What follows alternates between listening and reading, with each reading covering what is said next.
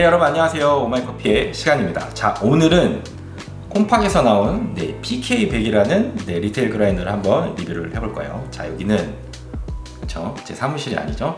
바로 여기는 일산에 있는 홍시 커피 로스터스에 와 있고요. 일산에서 스페셜티 커피를 맛볼 수 있는 제가 알고 있는 여러 곳들이 있지만 그 중에서도 제가 가장 추천하는 그런 카페이기도 합니다. 사장님 여기 그래도 오픈한 지 얼마 됐죠? 이제 올해 12월로 딱 10년 차 되겠어요. 10년 차. 여기서 징글징글 하죠, 그죠? 네.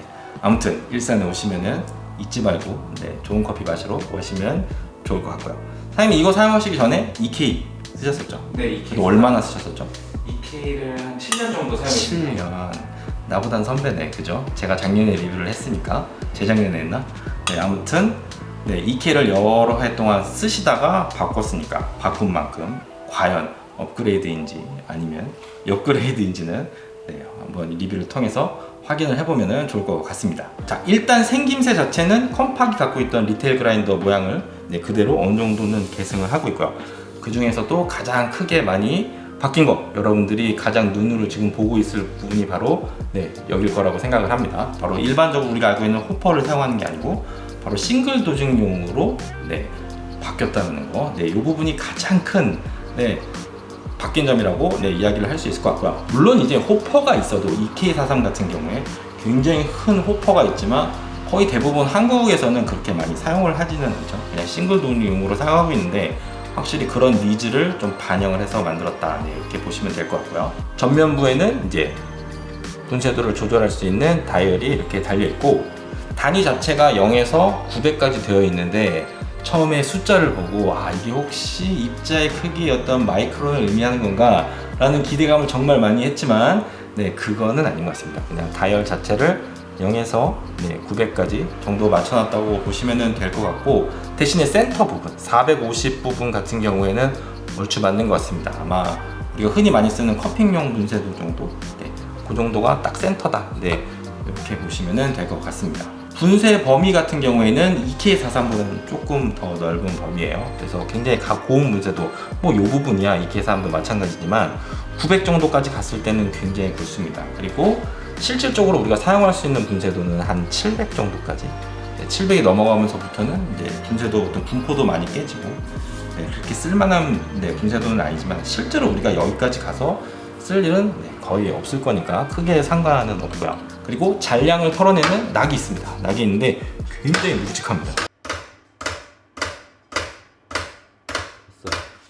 털 때도 약간 힘이 약간 좀 들어가는데 EK43하고는 굉장히 다르죠. EK43은 약간 플라스틱이 약간 통통되는 약간 그런 느낌이라고 한다면은 이거는 그거하고는 180도 다르다. 이렇게 보시면 될 것 같아요. 그리고 사실상 또 한 가지의 정말 큰 변화, 바로 포터 필터를 거치할 수 있는 거치대가 함께 나옵니다. 그래서 이렇게 포터 필터도 거치를 할 수가 있고요. 그 다음에 기본적으로 딸려 나오는 이런 도징컵 대신에 이제 포터 필터만큼 좀 두꺼워야 이제 정확하게 안치가 되기 때문에 같이 딸려 나오는 도징컵은 굉장히 좀 두꺼운 편이고요. 무게도 어느 정도 나가는 그런 편입니다. 조금 더 이제 자세하게 들여다보면은 이제 포터 필터를 밑에서 잡아주는 부분이 이렇게 양옆에 달려 있고요. 근데 제가 요거 말고도 다른 PK100을 조금 봤었는데 이렇게 잡아주는 양쪽 스프링이 장력이 조금씩은 기계마다 양옆이 조금 다른 편이라고 보시면 될 것 같고요. 크게 문제될 것 같지는 않습니다. 그리고 포터 필터를 거치를 했을 때 손을 이렇게 놔도 가시는데 전혀 무리가 없게끔 핸즈 프리로 제작이 되어 있고요. 근데 딱 한 가지 이제 아쉬웠던 점은 실제로 이제 이 그라인더로 그라인딩을 하면은 지금은 원두가 안 갈려서 그런데 원두가 갈릴 때는 약간 진동에 의해서 조금 이렇게 흔들리는 그런 영향이 조금 있었어요. 신경 안 쓰실 분들은 상관없지만 저는 조금 신경 쓰이더라. 그리고 일단 리테일 그라인더의 가장 큰 어떤 존재의 이유, 그거는 당연히 손님이 원두를 갈아서 이제 집으로 가져가고 싶을 때 갈아드리는 목적이 사실 제일 크겠죠.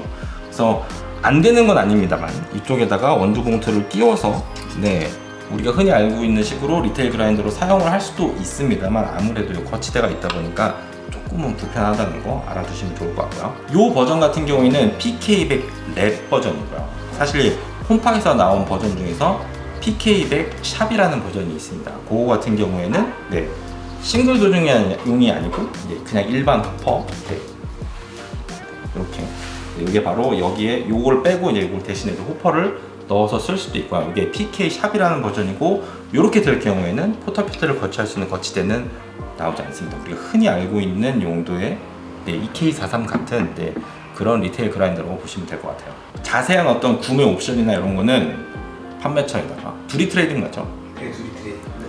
그쪽에다가 문의를 해주시면 될 것 같고요. 토출구 같은 경우에는 양쪽에 볼트가 있습니다. 볼트를 빼서 높낮이를 조절이 가능이 하고요. 그래서 포타 필터를 꽂았을 때에는 아무래도 원두 자체가 조금 수북히 쌓이는 그런 경향이 있다 보니까 토출구를 좀 위로 올려서 쓰시는 게 좋고요. 그냥 일반적으로 브루잉만 사용하신다 그러면은 밑으로 내려서 쓰시는 게 좋겠죠. 그리고 전원 버튼은 밑에 있고요. 대신에 모든 컴팍 그라인더가 다 그렇습니다. 사실 컴팍 그라인더는 전원을 인가하면은 팬이 무조건 계속 돌아갑니다.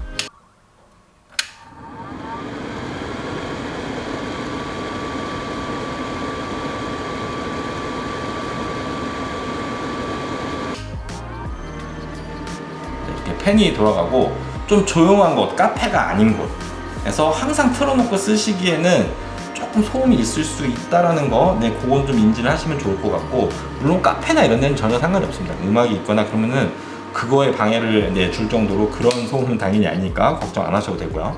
98mm 플랫버를 사용합니다. 재밌는 점은 날의 재질인데 바로 스틸 K110이라는 재질이고요. 인터넷에 찾아보니까 D2라고도 많이 이야기를 하더라고요. 제 전공 분야가 아니어서 뭔지는 정확히는 제가 말씀드릴 수는 없겠습니다만 굉장히 내구성이 높은 그런 재질이고, 보통 칼 같은 거 만들 때 많이 쓰는 그런 재질 같더라고요. 콤팍 공홈에 나와 있는 설명에 따르면 날의 내구성은 무려 9,000kg입니다. 근데 실질적으로 뭐 이게 출시된 지 그렇게 오래되지는 않았기 때문에 그렇게 많은 양을 갈아본 사람도 없기 때문에 실제로 정말로 9,000kg인지는 제가 확답해서 말씀드릴 수는 없습니다. 하지만 그 정도까지 써있다고 한다는 거는 내구성은 정말 좋다는 얘기죠.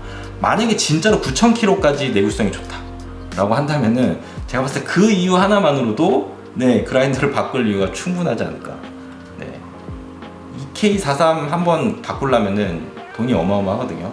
사장님 혹시 날짜 바뀌려고 바꾸신 거는 아니시죠? 없지 않아 있다고 해도 이유가 됩니다. 이게 EK43하고 조금 다른 점은 똑같이 98mm 날이지만 EK43은 수직형으로 날 이렇게 되어 있다고 한다면은 요거는 수평형입니다. 수평형이다 보니까 아무래도 좀 잔량이 더 많지 않을까 이런 생각을 했었는데, 실제로 테스트를 해보면은 잔량 자체는 EK43이랑 뭐 별로 그렇게 큰 차이는 없었고요. 대신에 날을 고정시키는 방식이 조금 다른데, EK43 같은 경우에는 날 전면부 자체에 볼트 구멍이 있죠.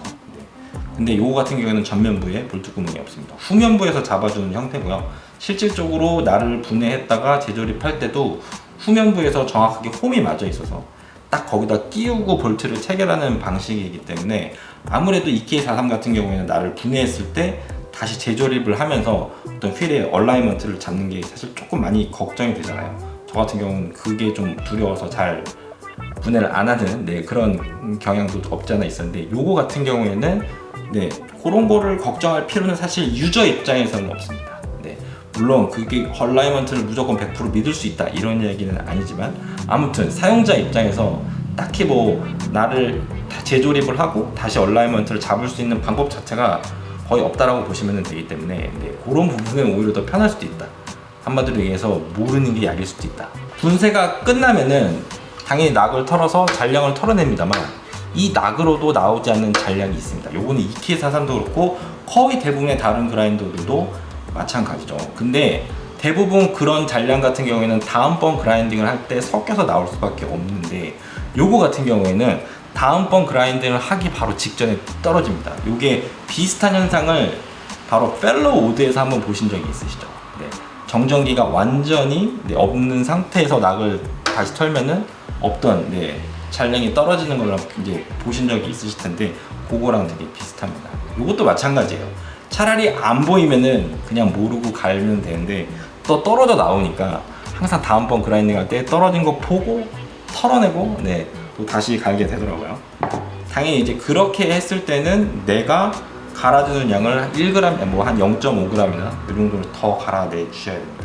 모터의 RPM은 900rpm이고요. 굉장히 낮은 RPM이죠. 발열 자체가 굉장히 적고, 그래서 공홈에서는 요거를 콜드 그라인딩이다 이렇게 명명해서 설명을 해주고 있더라고요. 사실 요 PK 버전이 PK200 말고도 있습니다. 그냥 일반 에스프레소 전용 그라인더도 있거든요. 그래서 PKF, PKE라고 해갖고 이제 출시가 되는데, 그거 같은 경우에는 83mm짜리 플랫폼임에도 불구하고 RPM이 무려 350입니다. 저는 솔직히 그게 더 궁금하거든요. 제 상식으로 플랫버에서 350rpm으로 분쇄를 한다? 네, 사실 굉장히 궁금한데 어떤 이유인지는 모르겠습니다만, 네, 한국에서는 출시를 했다가 바로 판매를 지금은 안 하고 있는 걸로 알고 있고요. 그리고 개인적으로 가장 좋았던 점, 바로 관리적인 측면입니다. 네, 사실 뒤에 있는 볼트 2개만 풀으면은 이 상부분을 한 번에 이제 빨 수가 있고요. 그래서 날까지 우리가 청소를 하는데 이제 파고 들어가야 될 어떤 공정 과정 자체가 굉장히 짧습니다. 네.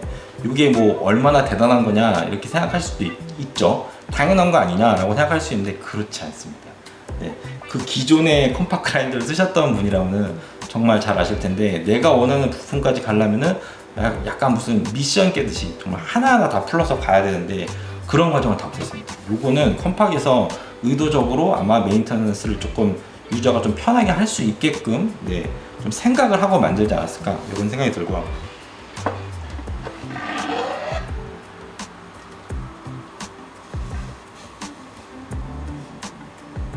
그래서 이렇게 분해를 하고 나면은 요것만 딱 드러내면은 볼트 4개만 풀면 바로 날까지 접근이 가능합니다. 정말 이 부분은 정말 마음에 드는 것 같아요. 자, 일단은 가장 중요한 거는 맛이니까 관능적으로 어떠한 스타일의 커피를 만들어주는지 한번 알아보도록 하겠습니다. 일단은 브루잉부터 한번 해볼게요.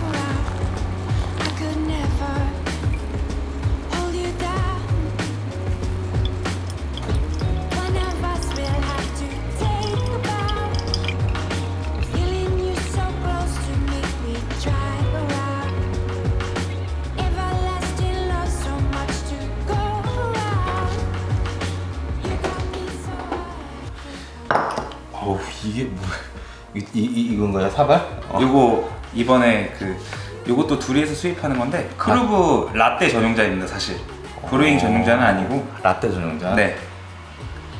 이런 거 좋아해. 나랑은 다르구나. 이거 나 카페쇼에서 먹어본 거, 내가 이거 커뮤니티 글에 올렸는데 이거 체다 치즈 근데 얘는 맞죠? 같은 시리즈인데 피나콜라다. 아니에요. 피나콜라다 아니에요? 이거는 토피입니다. 토피. 토피. 진짜 이름 잘 줘. 그래서 약간 토피넛 향 나는. 토피넛 향 나는. 그런데 이게 되게 사발 같네요. 그런데 근데 재밌긴 하다 진짜.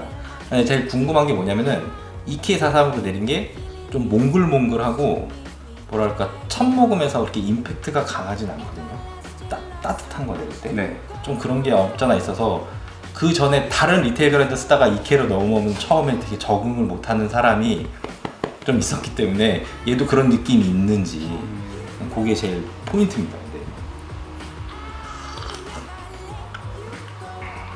그렇진 않네.